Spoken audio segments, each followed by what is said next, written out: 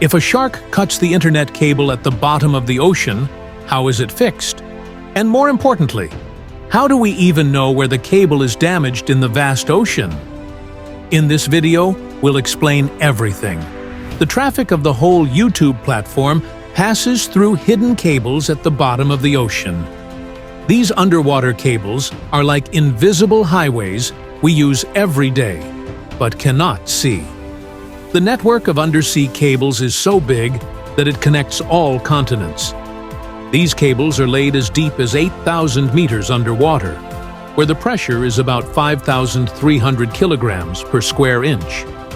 This pressure is like putting the weight of an African elephant on the smallest toe of a human foot. The shortest part of the undersea cables lies between Azerbaijan and Turkmenistan, under the Black Sea, and it is about 300 kilometers long.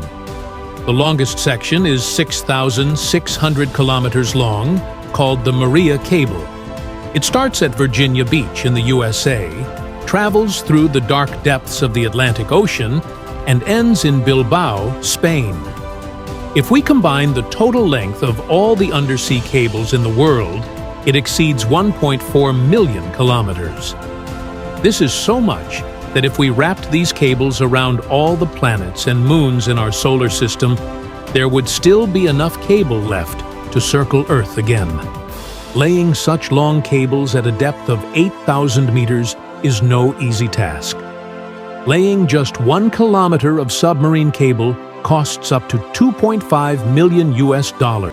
Imagine how much it would cost to lay 1.4 million kilometers of cable. Why go to such lengths when we can use satellites to connect the world wirelessly? The truth is that there are 493 submarine cables worldwide, and each one can handle 4,000 terabits of data per second. This means that just one cable can allow 80 million people to stream 4K movies at the same time. If we used satellites for this, only 24,000 people could stream 4K movies on a single satellite. To meet the demand, we would need more satellites, which would cost more and be harder to maintain. If a satellite faces a major fault, replacing it can cost around $400 million. This is why laying cables under the sea is easier than using satellites. These undersea highways handle billions of gigabytes of data every second. Surprisingly, these cables are not very thick. They look like a hose pipe, yellow and black, but the actual fiber optic core inside is as thin as a human hair. How does such a thin wire carry so much data? The hair-thin wire, called the fiber optic core, is made of glass or plastic. Data travels through this core in the form of light. Inside the computer, the data is converted from electrical signals into light signals using a transmitter. This transmitter uses laser light or LEDs to create light pulses.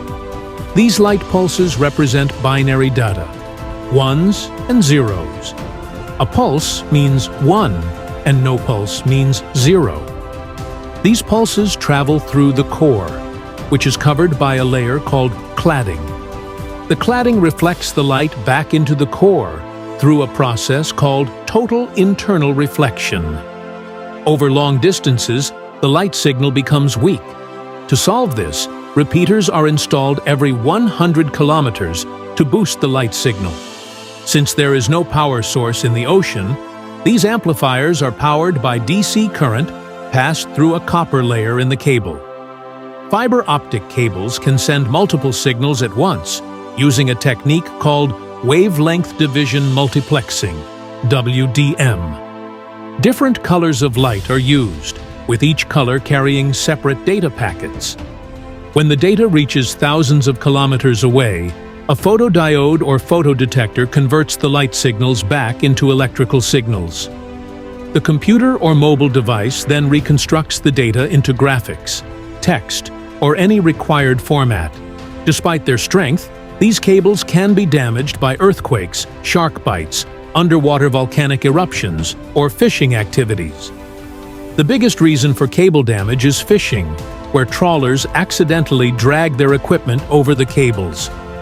If a submarine cable gets damaged at the ocean's bottom, how is it fixed? First, the exact location of the damage must be identified. Modern submarine cables are about 1 inch thick, and a 1 kilometer piece of cable weighs around 1,400 kilograms. Special ships install these cables at the ocean floor in one long piece. After identifying the area, large rolls of cables are loaded onto the ship and brought to the location. A robotic machine digs 1 meter into the ocean floor to lay the cable. Installing 6,600 kilometers of cable between the US and Europe took about 2 years. If one vessel runs out of cable, another vessel continues the work by connecting a new cable to the previous one. The biggest challenge in cable installation is the weather. The Atlantic Ocean has strong winds all year round, which can turn into storms or hurricanes. These storms often pause the installation work for days.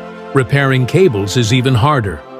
Data centers at both ends of the cable monitor its activity 24/7.